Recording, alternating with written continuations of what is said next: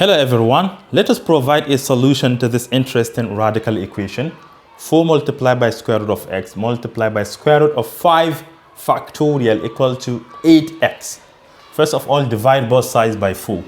If you divide both sides by 4, you have square root of x times square root of 5 factorial is equal to 5 times 4 times 3 times 2 times 1. Cool? 5 times 4 is 20. 20 times 3 is 60. 60 times 2, 120. 120 times 1 is 120. So this is 120. Equals, you divide this by 4, you have 2x. Now square both sides. The moment you square this, you're going to get x. If you square this, you're going to get 120. If you square the right hand side, you have 4x squared.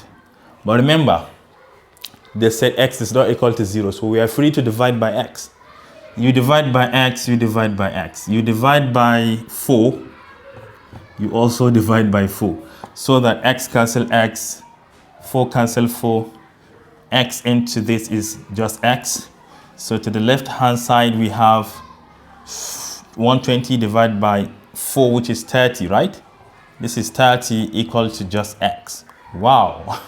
It means that x is equal to 30.